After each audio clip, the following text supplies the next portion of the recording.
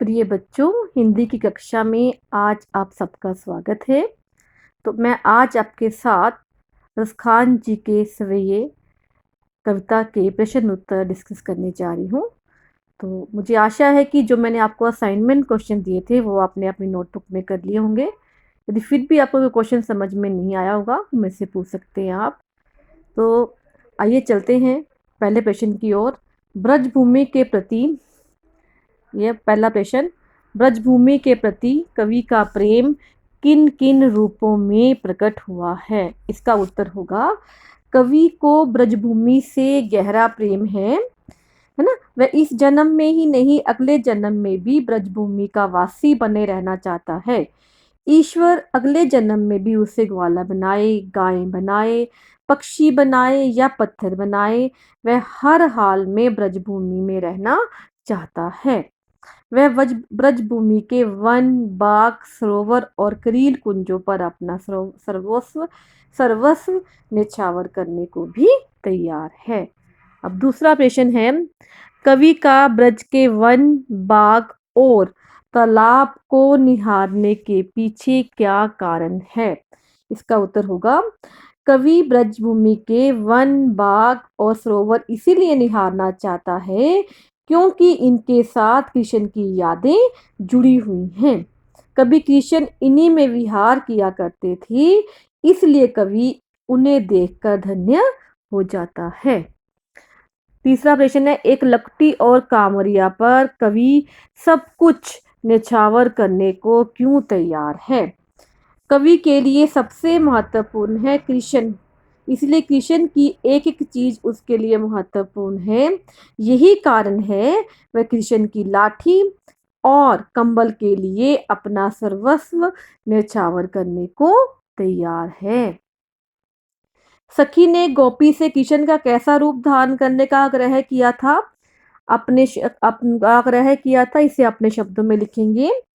सखी ने गोपी से आग्रह किया था कि वे कृष्ण के समान सिर पर मोर पंखों का मुकुट धारण करे, गले में कुंज की माला पहने, तन पर पीले वस्त्र पहने, हाथों में लाठी थामे और पशुओं के संग विचरण करे। ठीक है। अगला प्रश्न है, आपके विचार में कवि पशु, पक्षी और पहाड़ के रूप में श्री कृष्ण का सानिध्य क्यों पाना चाहते हैं? इसका उत्तर होगा कि मेरे विचार से रसखान कृष्ण के अनन्य भक्त हैं।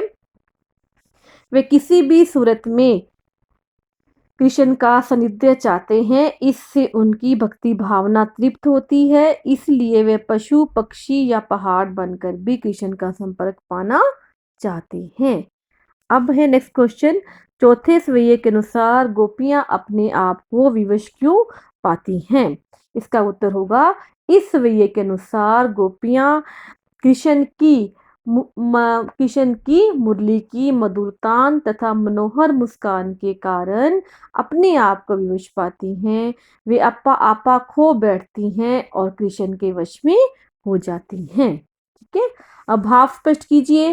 वैसे मैंने इसको आप व्याख्या में करवा दिए हैं, लेकिन फिर भी मैं बता देती हूँ।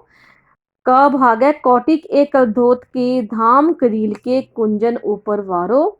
इसका भाव है, रसखान ब्रजभूमि से इतना प्रेम करते हैं कि वह वहां के कांटेदार करील के कुंजों के लिए करोड़ों महलों के सुखों को भी न्यौछावर करने को तैयार हैं।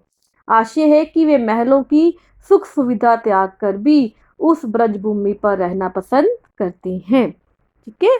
अगला है, मायरी व मुख की मुस्कान संभाली ना जहे ना जहे ना जहे। इसमें एक गोपी कृष्ण की मधुर मधुर मोहिनी मुस्कान पर इतनी मोहित है कि उससे कृष्ण की मोहकता झेली नहीं जाती, वह पूरी तरह उस पर समर्पित हो जाती है। अगला प्रश्न है, कालिंदी कुल कदम की डारन में कौन सा अलंकार है? तो कालिंदी कुल कदम की डारन में क की आवृत्ति के कारण अनुप्रास अलंकार है। ठीक है। काव्य सौंदर्य स्पष्ट कीजिए। या मुरली मुरलीधर की अधारन धरा अधरो ना धरूंगी, इसमें यमक अलंकार का सौंदर्य है। ठीक है। मुरली मुरलीधर में यमक है। अधारन धरी अधरा ना में भी सभंग सभंग यमक है। ठीक है। और इसमें अनुप्रास अलंकार का भी सिंदोरे देखने का मिलता है, क्योंकि म की आवृत्ति र की ल की आवृत्ति बार बार हुई है। Thank you very much. तो बेटा आप अपना सभी बच्चों अपना जितने भी पेशेंट्स हैं एक्सरसाइज के अपनी नोटबुक्स में नोट कर लेंगे। फिर भी किसी को प्रॉब्लम्स हैं तो ग्रुप में आप शेयर कर सकते हैं। Thank you so much.